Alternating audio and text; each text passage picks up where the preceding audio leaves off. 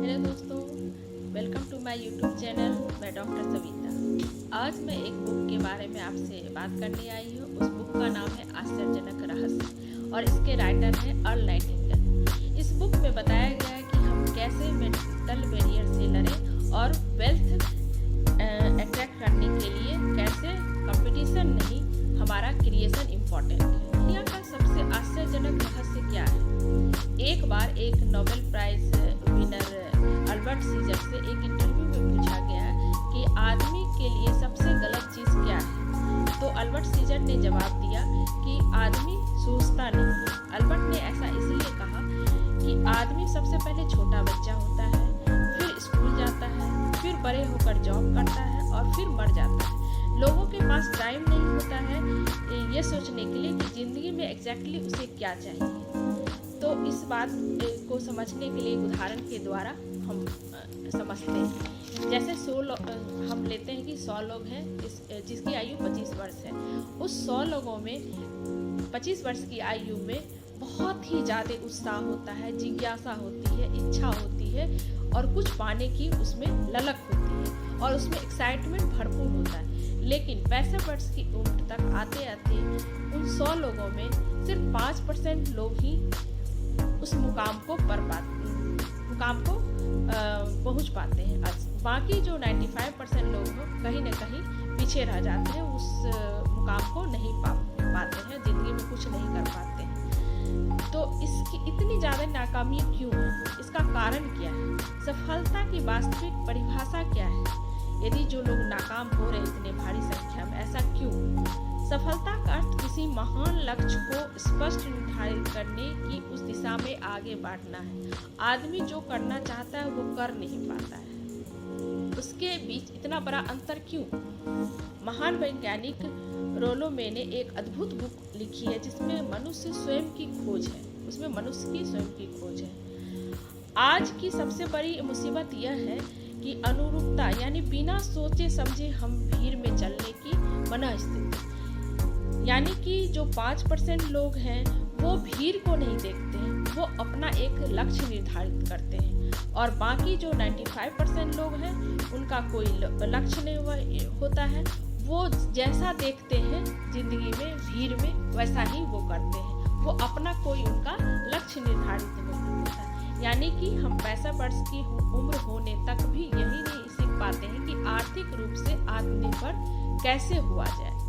कारण यह है कि हम 95% का अनुकरण कर रहे हैं जो कामयाब नहीं हुए। 95% जो लोग हैं भीड़ यानी कि जो लोग सफल नहीं हुए हैं उनका अनुकरण कर रहे हैं और 5% लोग ही एक निश्चित लक्ष्य के साथ जिंदगी में आगे बढ़ते हैं और उसको पाते हैं।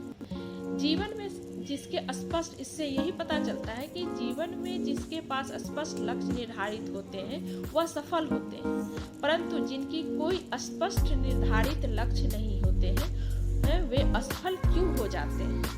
सफलता या असफलता की कुंजी क्या है? और इसके आगे ये भी कहा गया है कि हम जैसा सोचते हैं वैसा ही बनते हैं। बहुत गहन अध्ययन के बाद नतीजा निकलता है कि हम निश्चित लक्ष्य के प्रति यदि स्पष्ट इच्छा शक्ति रखने से ही सफलता की मिल सकती है। लक्ष्य एक ही हो और कई लक्ष्य एक साथ नहीं बनाई जा सकती है। पूरी सृष्टि की आश्चर्यजनक खोज में यह एक ऐसा है, नॉर्मल व्हीकल रियल ने कहा गया है कि पूरी सृष्टि की आश्चर्यजनक खोज से यह एक यदि विचार या सोच सकारात्मक हो, तो यदि हमारा सोच और विचार सकारात्मक हो तो हम परिणाम भी सकारात्मक कर सकते हैं और यदि हमारी सोच नकारात्मक होगी तो हम परिणाम भी हमारा नकारात्मक होगा। और मतलब यदि इनको 4 शब्दों में कहा जाए तो विश्वास करो और सफलता पाओ। यदि कहा गया कि लक्ष्य निर्धारित हो, यानी लक्ष्य का मतलब क्या है, इसको एक बहुत अच्छे उदाहरण के साथ इसमें बताया गया है कि एक जहाज है, बहुत बड़ी जहाज है और उसके पास सही मैप है और उनका लक्ष्य निर्धारित है कि हमें उस जगह पे जाना है और कमांडर है, सारा चीज़ उसका पहले से सोचा समझा सारा चीज़ किया हुआ है। तो यदि वो जहाज यदि अपने लक्ष्य की ओर जाएगा तो वो जरूर 99 बार वो अपने लक्ष्य को पाएगा। यानी कि उसके पास सारा पहले से लक्ष्य निर्धारित किया हुआ है, इच्छा शक्ति है, सारा सोच है कि हमको वहाँ तक पहुँचना है। लेकिन एक ऐसा भी जहाज है जिसके पास ना तो मैप है, ना तो निर्धारित लक्ष्य है कि मुझे कहाँ जाना है, तो वो जहाज जब चलेगा तो इधर से उधर भटकते हुए कहीं ना कहीं वो क्रैश कर जाएगा। इसका मतलब है कि यदि हम जिंदगी में कोई लक्ष्य निर्धारित करेंगे तब हम उस काम को करेंगे तो जरूर हम सफलता पाएंगे। इसको और इसमें कहा गया है कि विश्वास करो और सफलता पाओ। ये 4 शब्दों का एक कहा गया है। तो शेक्सपियर कहते हैं कि हमारी शंकाएं इतनी विश्वासघातनी है कि वे हमें कोशिश करने से भी भयभीत कर देती है और हम उन सभी मोर्चों पर हार जाते हैं जहां हम जीत सकते हैं। यानी कि शंका के कारण ही हम किसी चीज को नहीं पाते। हम किसी भी चीज को यदि शंका करेंगे, यानी कि उस पर थोड़ी सी भी ये कहेंगे, शक करेंगे कि नहीं हम नहीं कर सकते हैं, तो वो नहीं होगा। यदि हमारा विश्वास होगा कि हम इस काम को कर सकते हैं तो हम करते हैं। यानी कि सोच भी, आपको लक्ष्य तो निर्धारित करना ही होगा और आपका सोच भी सकारात्मक रखना पड़ेगा।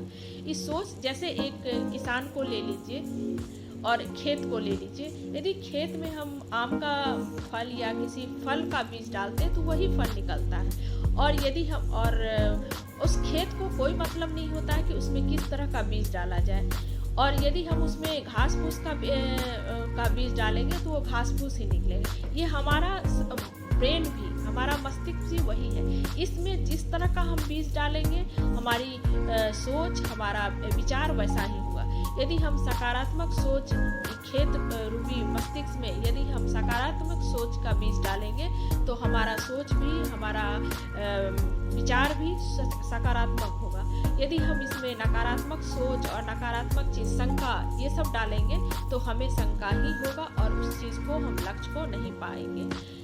और ज़मीन को जिस तरह किसी को ये मतलब नहीं होता है कि आप उसमें क्या डाल रहे हो, नहीं डाल रहे हो, बस जो डालोगे यानी जो बोओगे वही वो निकलेगा। उसी तरह हमारा मस्तिष्क भी कहा गया है कि जिस तरह का सोच या शंका यदि हम इसमें डालते हैं तो उसी तरह का होगा। यानी आप अपनी सोच को भी सकारात्मक रखिए और निश्चित लक्ष्य को भी निर्धारित करिए। और इस बुक में आगे कहा गया है कि जिस तरह की, आगे एक उदाहरण के द्वारा कहते हैं, 17वीं शताब्दी में न्यूटन का नियम है कि हर क्रिया का समान और विपरीत प्रतिक्रिया होती है। हर क्रिया के समान विपरीत प्रतिक्रिया होती है। यह प्रकृति के साथ साथ मनुष्य के ऊपर भी सटीकता से लागू होती है। हम मूल्य चुकाए बिना कुछ भी हासिल नहीं कर सकते हैं। सफलता उसी अनुपात में मिलेगी जिस अनुपात में अपने प्रयास किया होगा।